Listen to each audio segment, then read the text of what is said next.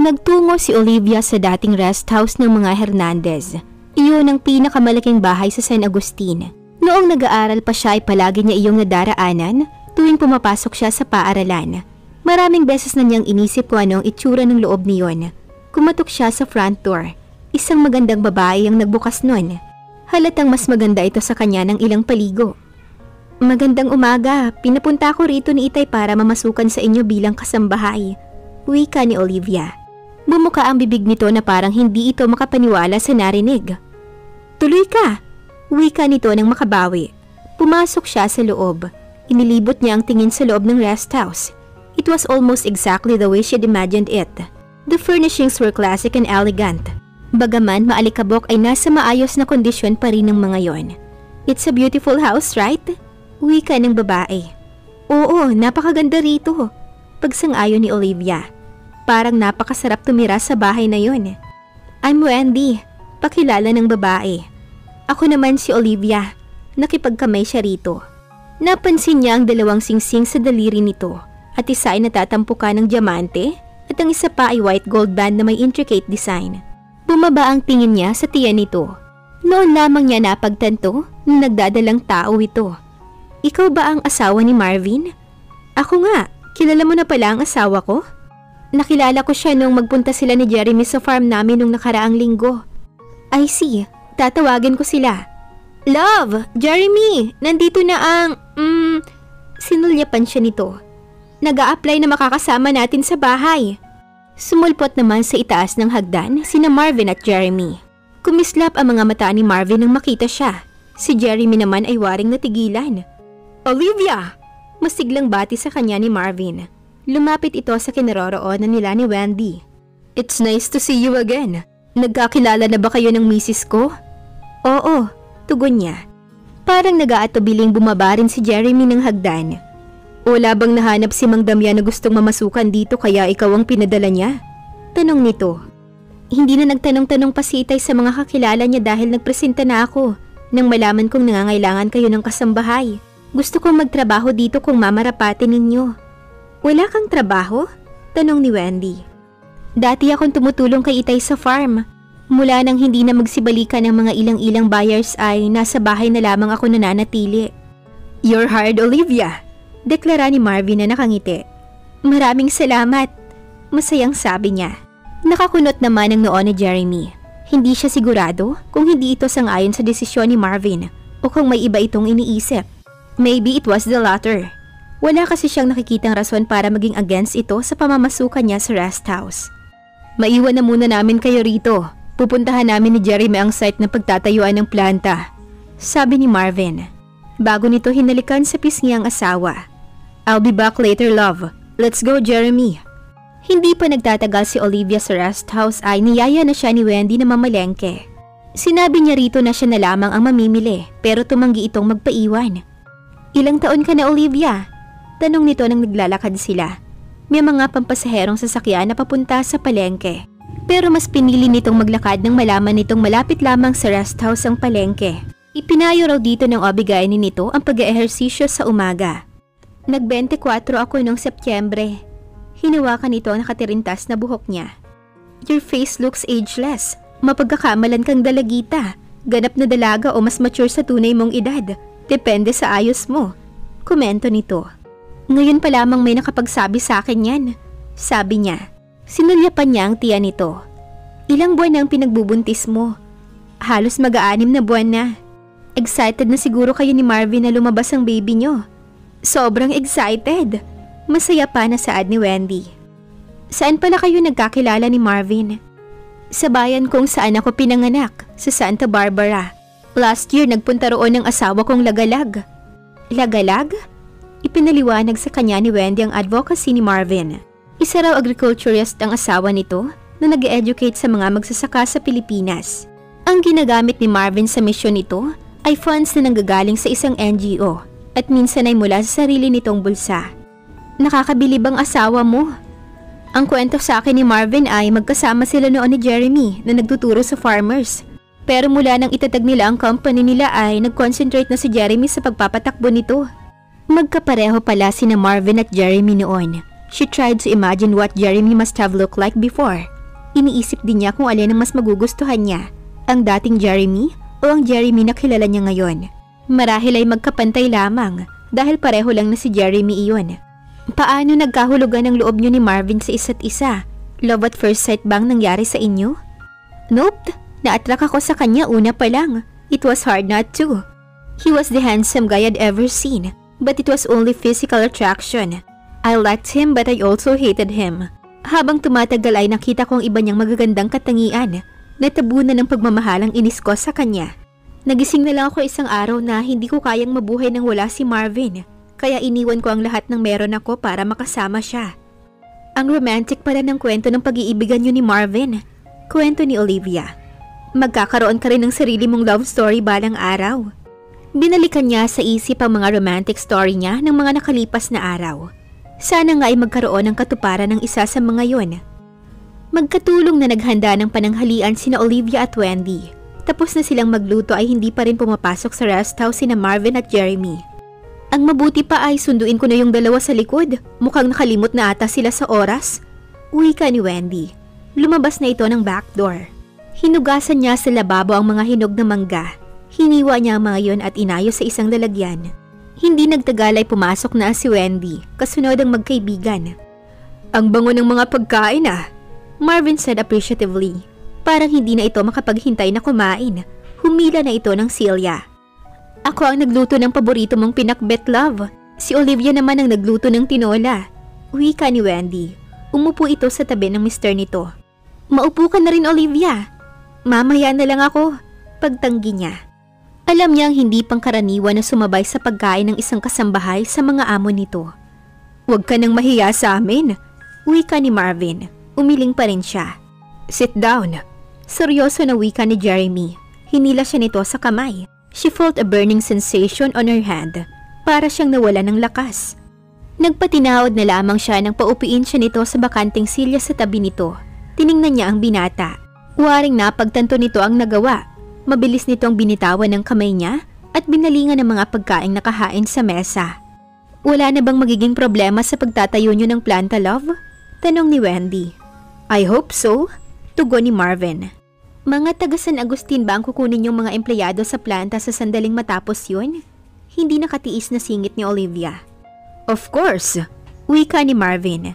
Natuwa siya para sa mga kababayan niya na makikinabang sa job opportunities na lilikain ng bubuksang planta sa San Agustin. Maaari din ba akong magtrabaho sa planta? Nakapagtapos ako ng State University. BS Commerce ang kinuha kong kurso. Wika pa niya. Mag-apply ka kay Jeremy. Siya ang nag-aasikaso ng staff hiring ng mga planta namin. Nakangiti na wika ni Marvin. She looked at Jeremy hopefully. Sandaling tila nag-utubili ito bago tumugon. Dalhin mo ang mga requirements mo after 3 weeks. Titignan ko kung saan kita mailalagay. Salamat. Wika niya. She felt happy. She was already looking forward to work at the distillery, knowing that Jeremy would be her boss. Pagkatapos hugasan ni Olivia ang mga pinagkainan, ay nilibot niya ang buong rest house. Saan mang bahagi ng unahang palapag siya tumayo, ay matatanawang sala, komedor at kusina. Nasa ilalim ng hagdan ng restroom. Sa second floor ay may 4 na kwarto at isang bathroom. Binuksan niya ang built-in closet sa master's bedroom. Para siyang nakatuklas ng mina ng ginto nang makita niya ang mga nakapatas na unan, bedsheet, kumot at kurtina. Amoy parang luma lamang iyon, ngunit maganda ang mga yon. She loved the curtains especially. Malambot at makintabang fabric ng mga yon. Hindi siya makapaniwala na basta na lamang iniwan niyon ng mga dating nakatira doon. Hello? Wika ni Wendy pagkapasok nito sa master's bedroom. Nagkukutingting ka pala rito. May mga nakita kong kumot at kobre kama. Kung maglalaba ako ng ilang piraso ay siguradong matutuyo pa ang mga yun dahil mataas pa rin ang sikat ng araw sa labas. Para may magagamit kayo sa pagtulog mamaya. Huwag ka nang mag-abala, Olivia. May dala kaming mga comforter at unan. Hindi pa lang namin nalalabas sa sasakyan. Tiningnan niya ang mga laman ng closet. Nakakapanghinayang kung hindi magagamit ang mga yon.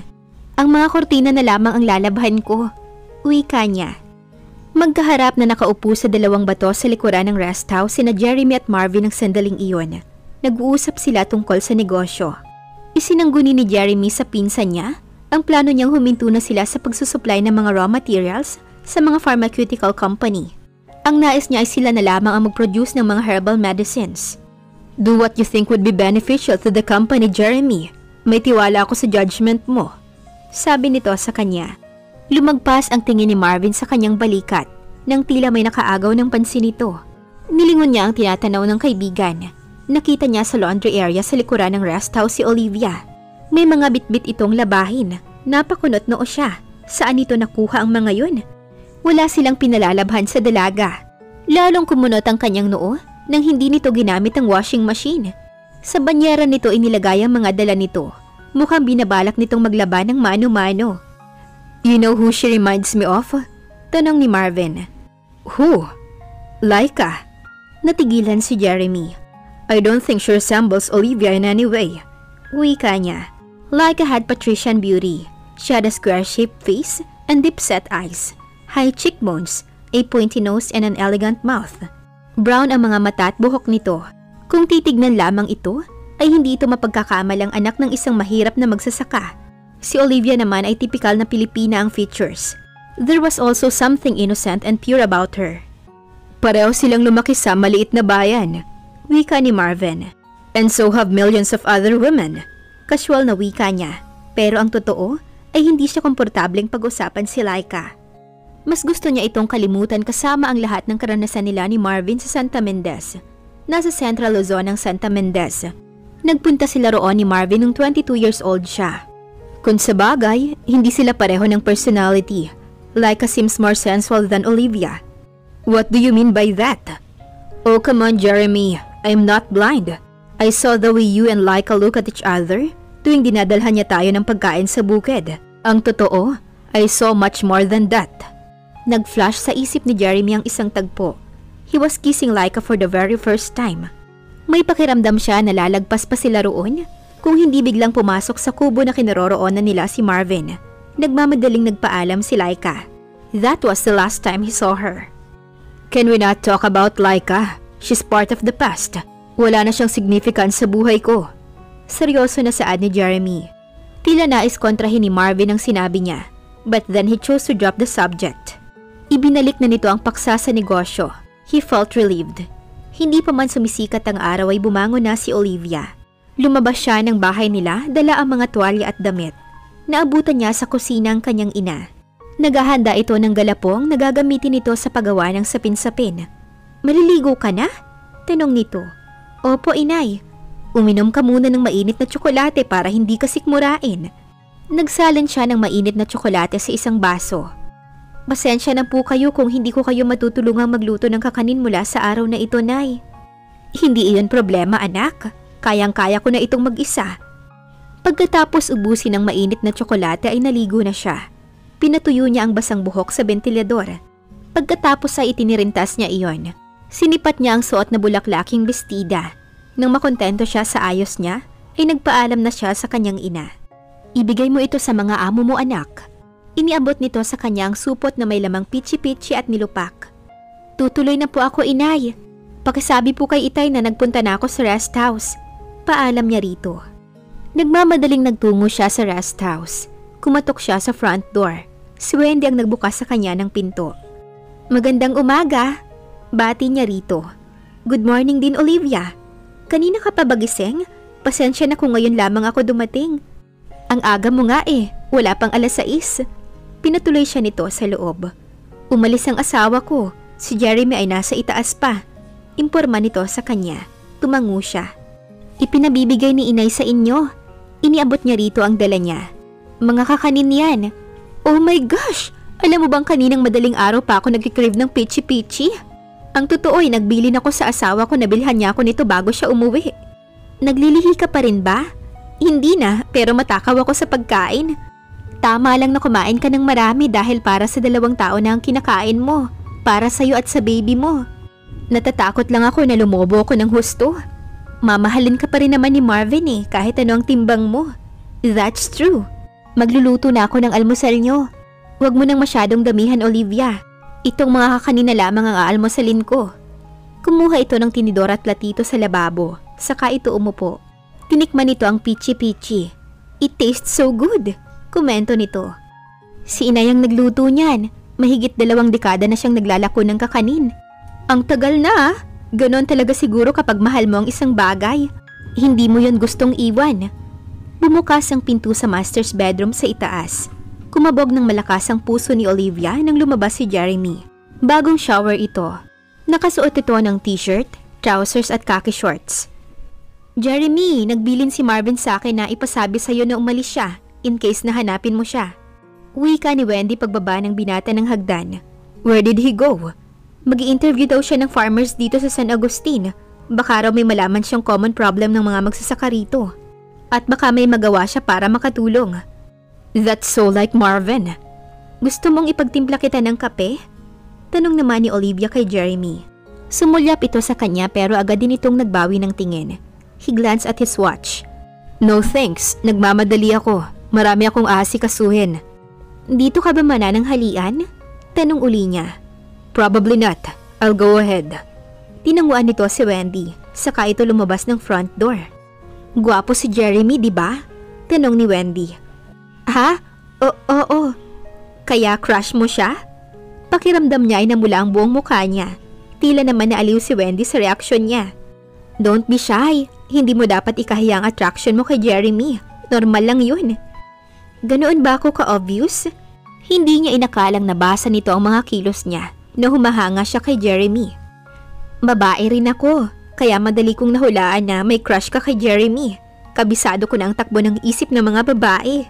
Nang dumating ka rito kahapon at sabihin mo na nag-a-apply kang maid at hindi naman bagay sa iyo ang maging maid, nakabuo ako ng palagay na may iba kang motibasyon sa pagpunta mo rito. Inisip ko na posibleng may crush ka sa isa kina Marvin at Jeremy. Pero nang makita ko kung paano mo tignan si Jeremy, nauwi ako sa konklusyon na siya ang crush mo. Good for you, dahil kung nagkataong si Marvin ang type mo ay wala ka ng pag-asa dahil nauna na ako sa kanya. Medyo nawala ng pagkapahiya niya dahil hindi nito ipinaramdam sa kanya na mali ang ginawa niyang pamamasukan sa rest house dahil kay Jeremy. Pareho lang na makisig sina Marvin at Jeremy. Nagkataon lang na si Jeremy ang nagustuhan ko sa kanilang dalawa. Wika niya. Dahil hindi ko rin maipaliwanag. Kung sa bagay, minsan ay mahirap talagang ipaliwanag kung bakit may epekto sa atin ng isang tao. What's your next plan? Plano? Para mapansin ka ni Jeremy. First, nag-apply kang kasambahay. Anong magiging next move mo? Ipinilig niya ang kanyang ulo. Hindi ko alam ang tinutukoy mo. Hindi yun sumagi sa isip ko. You mean nag-apply ka rito na maid just for the sake of seeing Jeremy? Hindi mo pinapangarap na mapansin ka niya? Pinapangarap? Mangyayari yun kung mangyayari. Kung hindi naman, wala akong magagawa. Yumuko si Olivia. Wrong. You can choose to make it happen by doing something. Kung pangarap mong mapansin ka ni Jeremy, dapat ay may gawin para mapansin ka niya bilang babae. Parang magpaparamdam ako sa kanya? Hindi ba ang mga lalaki ang dapat na gumagawa nun sa mga babae? In an ideal world, yes. But in the real world, hindi palaging ganoon ang nangyayari. Most of us are living life in the fast lane. Maraming umuokupa sa panahon at isip ng mga tao. At minsan, na-overlook natin ang ilang bagay sa paligid natin, umaski ang nararamdaman natin. Maaring gusto pala natin ng isang tao, pero may unknown factors na pumipigil sa atin na makita at acknowledge natin yun. I have a friend, si Vanessa. Siya ang literal na humabol sa asawa niya. Para sa ibang tao ay parang nakakababayo ng pagkatao. But at least, masaya si Vanessa ngayon because she had gone after what she wanted. Imagine kung hindi siya nag-initiate na magpapansin sa napangasawa niya, edi loveless sana siya ngayon. Hindi ako sigurado na makakaya ko ang ginawa ng kaibigan mo. Hindi ko naman sinasabi sa'yo na magpaka-agresibo ka. Alam ko na hindi ka moderno gaya ni Vanessa. Maging extra attentive ka lang kay Jeremy para magkaroon siya ng idea sa feelings mo sa kanya. Kung walang mangyari sa effort mo, at least you can tell yourself that you tried. Wala kang magiging regrets in the end. Hindi siya sumagot. Nag-aalinlangan pa rin siya na gawin ang payo nito. Ikaw din. 2 months lang magtatagal si Jeremy dito. After that, baka wala ka ng pagkakataon para makalapit sa kanya. Uwi ka nito. 2 buwan? Nabiglang tanong ni Olivia. Buong akala niya ay permanenteng mananatili si Jeremy sa San Agustin para mapamahalaan ang ipapatayo ng mga ito na distilling plant. Initial operation lang ng planta ang i-oversee ni Jeremy. Magtatalaga siya ng manager na makokontak niya from time to time kapag nasa Manila na ulit siya. Nandoon ang headquarters ng company at ang tinitirhan niya. She didn't know what to say, but she knew that she was disappointed. Wala pa man ay parang nagpapanik na ang kalooban niya sa nakatakdang pag-alis ni Jeremy. Imaginein mo, kung hindi na siya bumalik dito ay mananatili ka sa feelings mo sa kanya. Magsisisi ka na wala kang ginawa para kunin ang gusto mo. Suddenly, Wendy made a lot of sense. Kumampirito ang isang sulok ng puso niya na ayaw niyang pumayag na mawala si Jeremy sa buhay niya.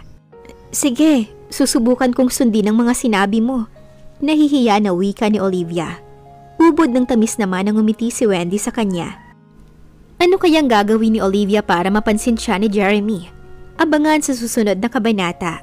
Please like, share, subscribe for more updates.